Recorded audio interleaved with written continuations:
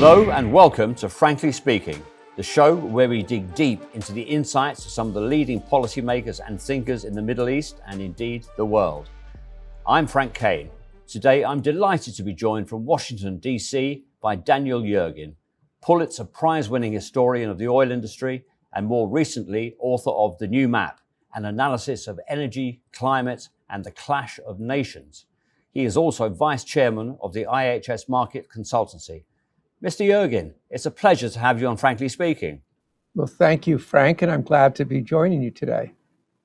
It really is good to see you again because I think we last met in Davos in early 2020 and an awful lot has happened in the oil industry since then, hasn't it? The whole pandemic crisis and what it's meant for the energy sector. I mentioned in the intro that you won a Pulitzer Prize for your book, The Prize. And I'm just wondering if your next book might be an obituary of the oil industry. Tell me, frankly speaking, is the age of oil coming to an end? No, I don't think so. It's something that I wrestled with a lot when I was writing The New Map and gave it a lot of thought and discussion. But the energy mix is going to change. Oil is going to share, and natural gas is going to share more and more space with renewables and alternatives. So I think we're going to have a mixed system, but in 2050, I think the world is still going to be using oil and gas along with a lot of other things. But what's happened, Mr. Yergin? Hydrocarbons seem suddenly responsible for all the ills of the world. They've almost reached pariah status amongst regulators, investors, environmental activists, certainly. Tell me, why is this? Have the Greta Thunbergs of the world won? I think it's not around the entire world. If you look at the developing world, where there are a lot more people, they want to use commercial energy. They want to use natural gas. They want to use oil to lift people out of poverty and deal with all the ill health and environmental effects of burning wood and waste product. But there's no question that among regulators in Western Europe and in North America, oil, energy, fossil fuels, which are 80% of global supply, are on the defensive, and that governments are trying to drive an energy transition to a destination in the year 2050. We had quite a vivid illustration of this change of heart just recently, didn't we? The International Energy Agency, not an unfriendly organization to the hydrocarbon industry, it laid out a series of milestones on the way to net zero by 2050, including, and quote, from today, no investment in new fossil fuel supply projects.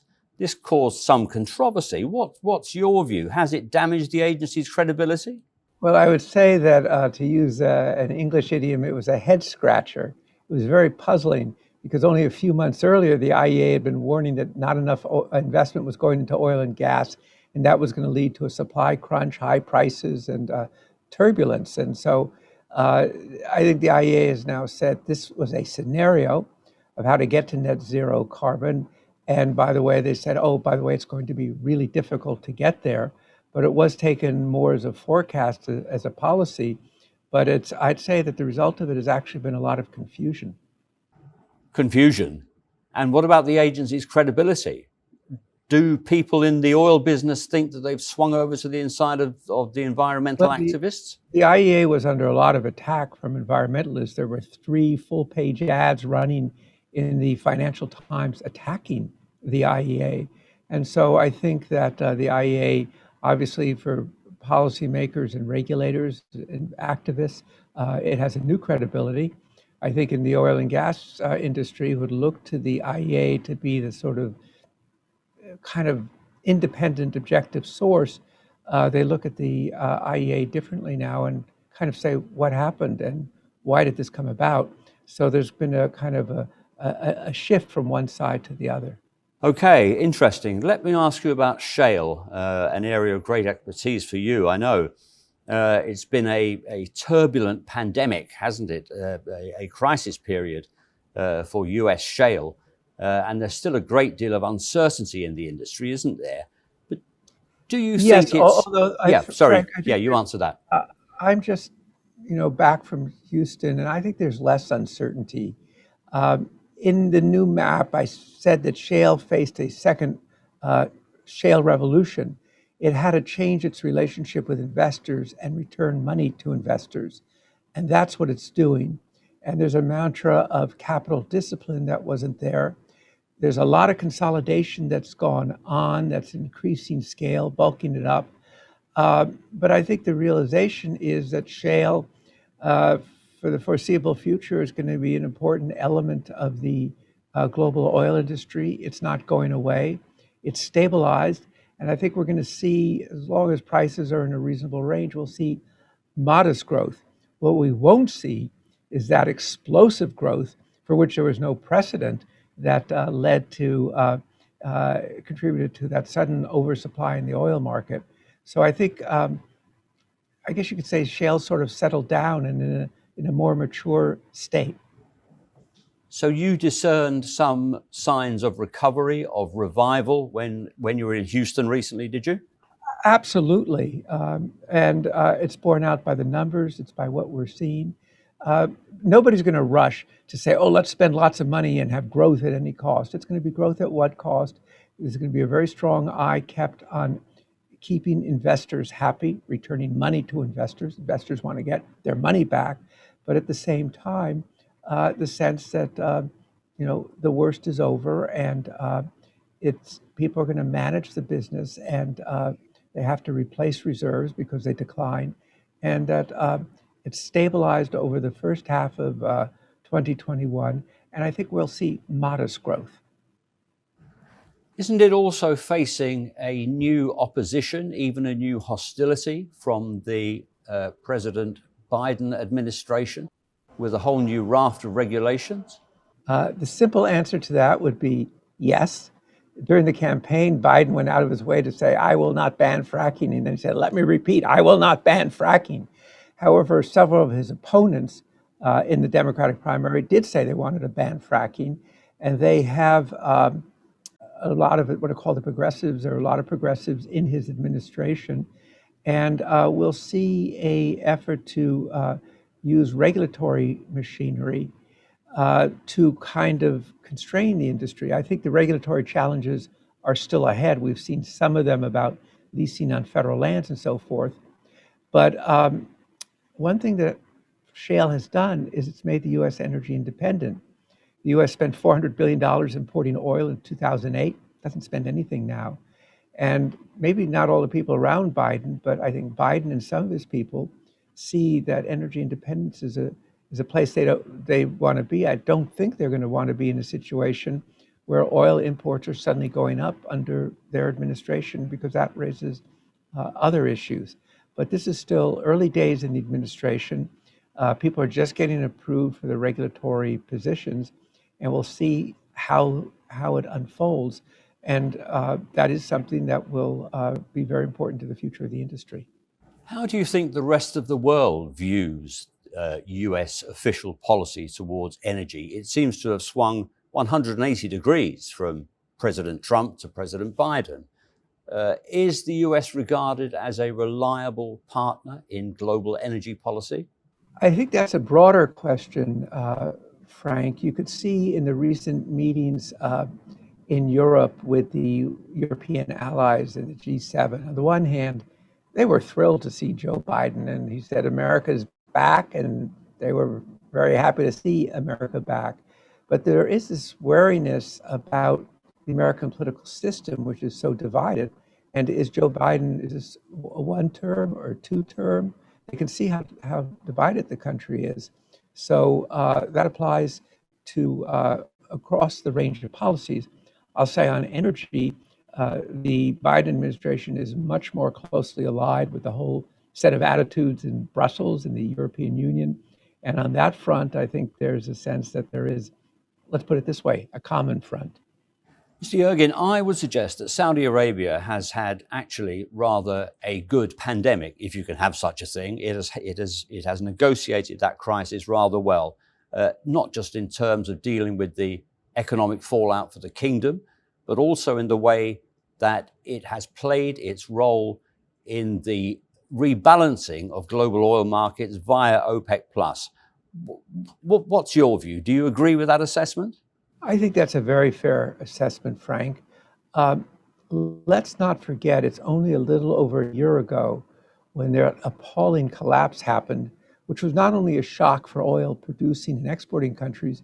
You had countries like India and Japan who were deeply concerned because they were fearful of the destruction, the undermining of the global oil industry on which, and the gas industry on which their economies depend so heavily. So it's only been, a little more than a year. And I think out of that has come a system, the OPEC plus system, which of course was born before the crisis, which has been a moderating force and a stabilizing force, and really a mechanism for navigating a recovery from an appalling economic apocalypse. I call the chapter in the new map of the subject the plague, because everything, this was an economic syndrome of the coronavirus. But so I think that OPEC Plus has brought a kind of predictability and stability and caution to the market. And obviously Saudi Arabia has been at the forefront of that. And that, I think, is a contribution to this incredible, strong global economic recovery that we're seeing right now. Our latest numbers from IHS Markit has the world economy growing 6% in 2021, 6%, and the US economy 7.4%. Stability around energy supplies is an important contribution, particularly when so many other supply chains have been so disrupted. Those are big figures, aren't they? I was looking at a Goldman Sachs report yesterday relating specifically to Saudi Arabia that talked about 7.4% next year, which is very big indeed. Frank, it's interesting to see, the estimates for economic growth every month or so are actually keep going up, and that is, there are many reasons for that, but it means that things have come back faster, including, by the way, oil demand. At the heart of the OPEC plus policy has been the relationship between Saudi Arabia and Russia. And I wonder what your view is here. Is that a long-term relationship, a marriage of convenience? Will the strains begin to show once we're in full-blown recovery mode? Well, I traced it out, and of course it goes back, now I guess it goes back about 5 years. And it's recognition that there's the big three in world oil today. There's Saudi Arabia, there's Russia, and the United States. The U.S. was part of the big three in April of 2020. I think the U.S. has stepped aside from that now as a player, as a governmental player. And so that means this relationship between Saudi Arabia and Russia is very significant. And it is at the heart, it's the foundation of making OPEC Plus work. And so far it's worked, and I think it's in the interest of both countries to continue. Obviously, things can happen, surprises can happen that you don't see coming. But I think for now, it looks like a lot of effort is going into making that dialogue between these two central oil powers continue to work. Let's move on, if we can, Mr. Yergin, to climate change, which is, it strikes me, the big issue in the world today. John Kerry recently praised Saudi Arabia's Green Initiative, which is a plan to remove liquids from the domestic energy mix completely by 2030. 50% will be renewables, 50% will be gas. Also a huge program of planting trees. What impression does that kind of thing make in the US? What do you think of that? Well, I think 2030 is 8.5 years away. President Biden has said that the US should reduce its emissions by 50% in 8.5 years. I would say that's a pretty tough objective to achieve, since electric car sales this year are only 3% of the total market. But I think what Saudi Arabia is doing is in line with what you see around the world, a much bigger role for renewables. Obviously, solar has inevitably has a big role in Saudi Arabia. The notion of using gas to free up liquids for export, and plans to plant trees, to take the steps to, which of course are really about removing carbon from the atmosphere. So I think the direction Saudi Arabia is moving in is in line with what other countries are doing, and particularly in electric power, that's where the kind of transition can move faster because the solar costs have come down so much. To stay on this, last year at the G20 summit, which was under the presidency of Saudi Arabia, the G20 organization endorsed the framework of the circular carbon economy, which is something that Saudi Arabia, the kingdom, has promoted quite heavily. And it sees this as an inclusive way of dealing with climate change and of reaching the Paris goals. Since then, we've had some rumblings from Europe in particular that perhaps they don't like this approach, that it gives too much emphasis to the role of hydrocarbon production. What's your take on this? Is there a way forward via the circular carbon economy framework? I think when you look at the goals for 2050 and what people want to achieve, there's so many challenges. There's time and scale, there's supply chains, there's a different interest between developed and developing countries. So there are going to be different perspectives that will be there. I think that oil and gas are going to be part of the mix. Therefore, carbon capture has to be part of the mix. Some in Europe don't like carbon capture because they don't like the hydrocarbon industry. But I don't see how you achieve the goal. We have at IHS Markit probably 300 people who research the future of the automobile industry. And in our scenarios in 2050, still maybe up to half the cars in the world will run on petrol, on gasoline. That comes from, now some of that will be biofuels, but a lot of it will be oil. 20% of an electric car is plastics. So the circular economy, the notion of carbon capture is part of it.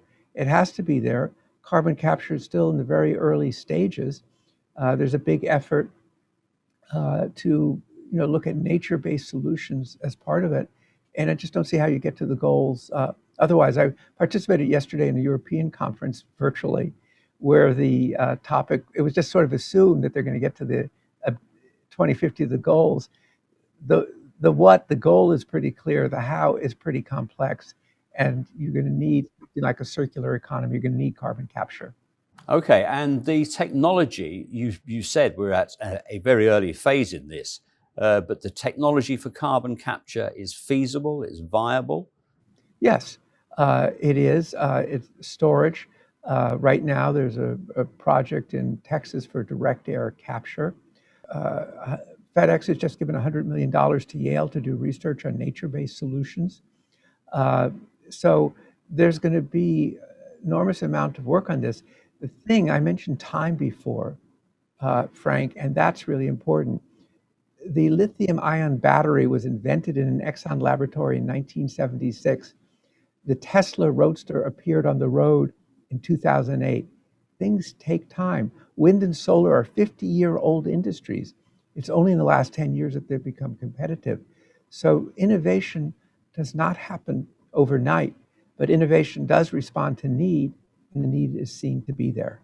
Wind and solar in particular, the cost has been coming down dramatically, hasn't it?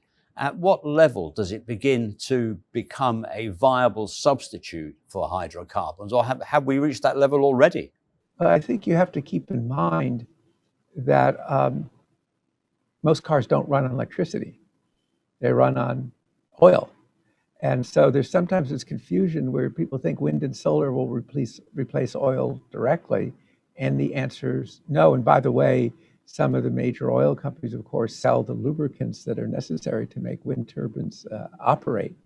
The materials that go into them is very there's going to be a lot more mining that will be required You know, the old phrase, and Frank, I'm sure you've seen it many times, maybe even used the phrase big oil. Well, we're going to have big shovels because we're going to have a lot of mining that will occur. But wind and solar, where it's making its advance, you can see in the US, many of the electric utilities, most of their new investment is going into wind and solar because costs come down because of regulatory and investor pressures.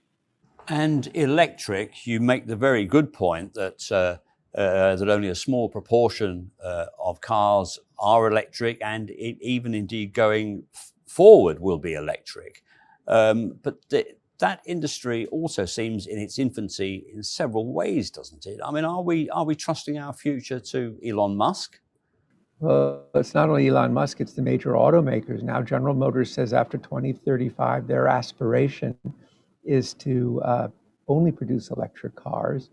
Volvo, which is actually owned by a Chinese company, says it's going to go all electric in 2030. So the automobile, and of course, the big news in the United States, the F-150, the best-selling pickup truck in the history of the world for the last 44 years, has announced an electric model that will go on sale.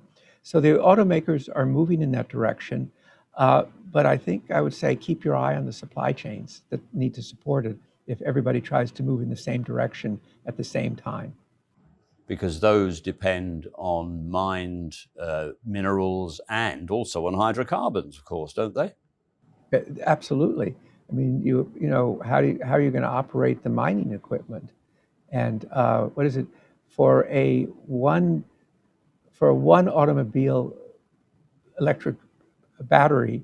You have to move 500,000 pounds of earth. So a lot of mining. Mm-hmm. But let me say, Frank, let me say is that the automobile industry is generally moving in this way. The penalties are very great if you don't move in this way, because the way the European Union has done it, that if you don't bring down your carbon fleet-wide emissions, the penalties I calculated in the new map, you're looking at $40 or $50 billion of penalties. So that's a pretty big incentive to move in a different direction. Right.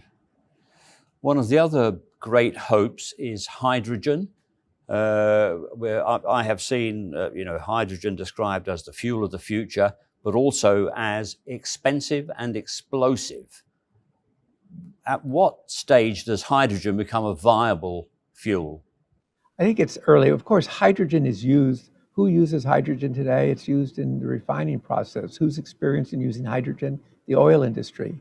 And we find around the world that the energy industry, the oil and gas industry, particularly the oil industry, is looking at hydrogen as a fuel of the future.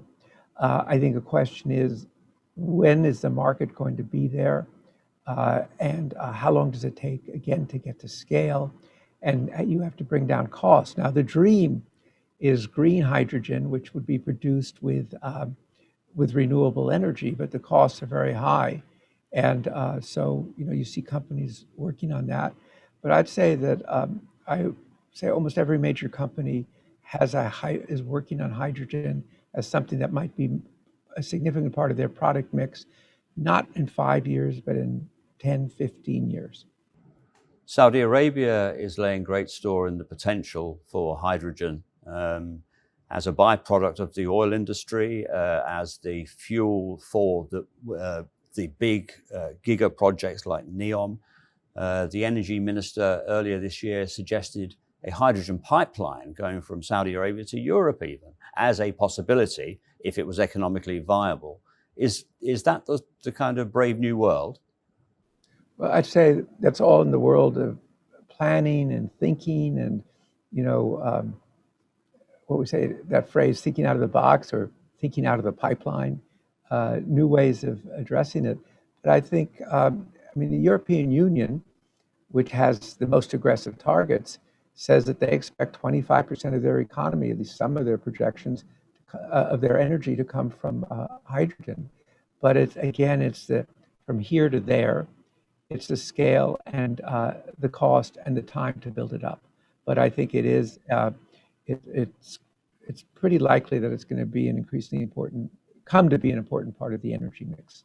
Mr. Yergin, let me ask you finally about the new map, which I really enjoyed and learned an awful lot from. But I must say, I left it with a feeling of some pessimism. You say at the end that the struggles over climate change will be a prominent feature of the geopolitical scene, but so also in this era of rising tensions and a fragmenting global order will be the clash of nations. Now, this, are we saying that we inevitably face geopolitical conflict on a scale, international clashes, world wars? Is that what you're saying? I'm not saying world wars, but I'm saying clashes. I invented this phrase in the new map, the WTO consensus, to describe the sort of globalized world up till about 2015, where China and the US saw themselves as partners, as stakeholders in a common international order. Fast forward to the recent meetings in Europe that President Biden had with European leaders, G7, the NATO leaders. A lot of it focused on trying to sort of bring them together to kind of, let's put it this way, push back against China. You wouldn't have seen this 5 years ago. And that is, I think, the central geopolitical issue that exists today is the relationship between the US and China. And many other nations in the world are saying, we don't want to be caught having to choose one side or the other. And so when I said the clash of nations, I didn't mean a war, but I meant a rising geopolitical tension. And that rising geopolitical tension, let's be honest, it's there. You hear it in terms of relations, Russia, US, China. And I think a lot of effort and a lot of statecraft has to go into mitigating that. So I said those things because as a message to say, this is the great challenge of statecraft, to make sure that these clashes are modulated. But you can look at where the tendency is going. You're seeing rhetoric today, Frank, that you wouldn't have heard 5 years ago, and it is concerning. With all that said, by nature, I'm an optimistic person. So at the end of the book, I was trying to be realistic, but I'm also optimistic because I believe that there are solutions. Mr. Yergin, thank you very much indeed for your time here today. It's been a great pleasure to speak to you again. I hope it won't be long before we can speak in person. Thank you very much, Daniel Yergin, for appearing on Frankly Speaking. And thank you, Frank, and great to have this. And I do look forward to seeing you in the real world as opposed to the virtual world. So thank you. Absolutely. Thank you.